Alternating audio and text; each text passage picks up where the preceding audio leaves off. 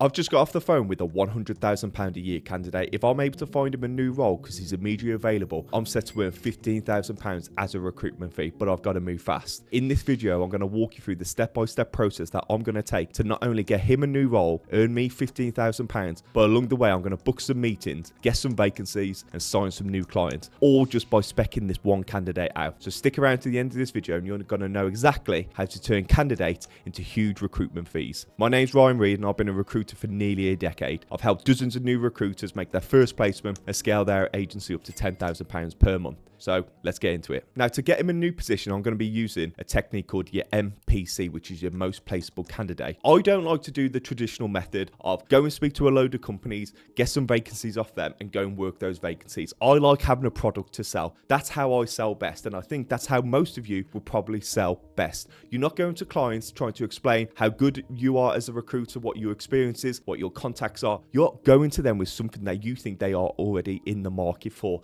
Now, every single sector and niche, regardless of whatever it is in recruitment, has a couple of positions that are always in demand. These are roles that are harder to fill. Now, I'm not going to be talking about junior engineers on £25,000, £30,000. I'm not going to be talking about people who are applying for jobs all the time. They've got job boards for that. What I'm going to be trying to spec out is candidates who are on £80,000, £90,000, £100,000 a year, like this guy I've got. These people aren't applying for jobs on CV Library, on Indeed. What these people are doing is waiting for recruiters to reach out to them, speak to them, tell them about a few opportunities, get to know them, see what's best, and they go out and source the best possible role for them. And that's exactly what I'm doing right now. So all I'm going to do is I'm going to figure out who this guy is, what does he want, what sort of money is he looking for, and then I'm going to match companies up to the one that he currently works at right now. Just imagine he's a footballer. He plays for Manchester United. He's a centre midfielder. Logically, the place I would go as his football agent, which all recruiting really is you're just a football agent but for people in a different sector. I'm going to go to all the other Premier League teams and go, I've got a centre midfielder for one of the biggest clubs in England and the world. Would you be interested in speaking to him? Yes, I think I would. That is the response. Instead of being a football agent, calling clubs up and going, I'd like to get players for you. I'd like to do your player recruitment for you. Can I come and have a meeting with you?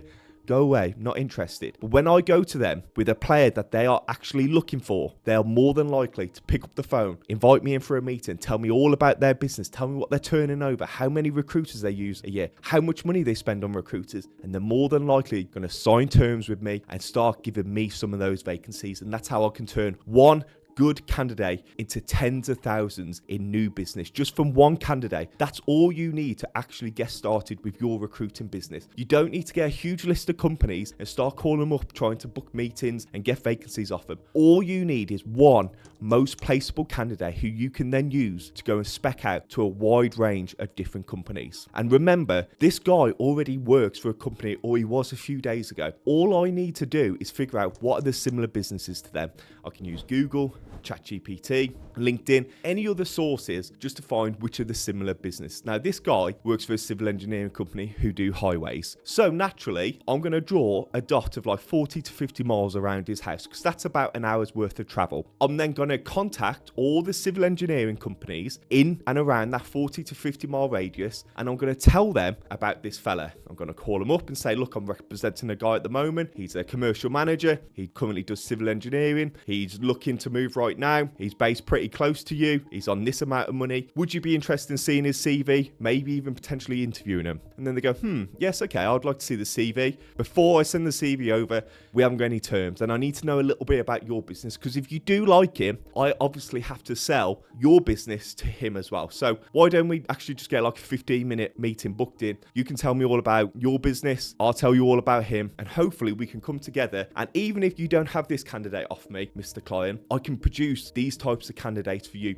all the time. Now, this is a much easier sell than me calling those exact same clients up going, come on, let's have a meeting, let's do all this, okay? So that's what I'm going to do. I'm going to contact every single company that matches his company description, what he does right now, and I'm going to contact every single hiring manager. I'm going to have his CV ready, and I'm going to remove his name and the current company he works for, and I'm going to send that out. Every single person I send his CV out to, over the next 48 hours, I'm going to follow up with that call, where I'm going to say, You know, what I just went through, let's book that meeting. Now, if you do this for, let's say, 50 businesses, and you are actually representing a candidate who is in demand by the market, let's say they've got 10 years worth of experience and they've been working at this company they're at right now for 3 or 4 years, and they're moving for the right sort of reasons. They want to progress their career. They want to go to a bigger company. They're not just moving just for the sake of money. They're not just moving because they fell out with their current boss. They're moving for the right sort of reasons, okay? That's what a most placeable candidate is. And if that person is like 15 grand undervalued, 10 grand undervalued, and this hiring company can give them an extra 10k and they're just paying market rate,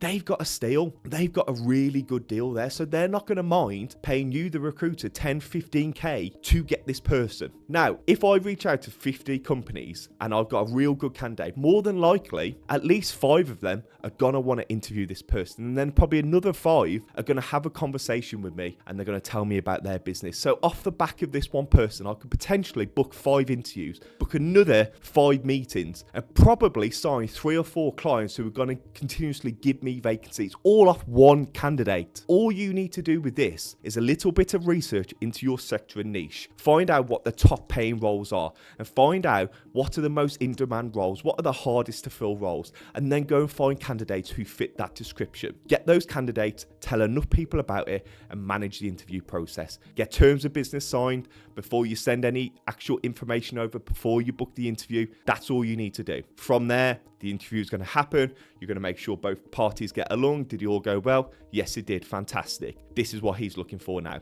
Make sure both parties keep up their end. The candidate doesn't get too excited thinking, oh my God, I'm going to get 25, 30k uplift. Like, settle down. Let me manage it. And the same with the client. Make sure they don't lowball him. Don't try to pull a fast one. Don't delay too much. Try and get things to happen quickly. And should all that go well, everything goes perfect, you can then facilitate the offer. They accept the offer. Again, this is all going well so far. You then just arrange the start date. Make sure both parties are happy with what's going on.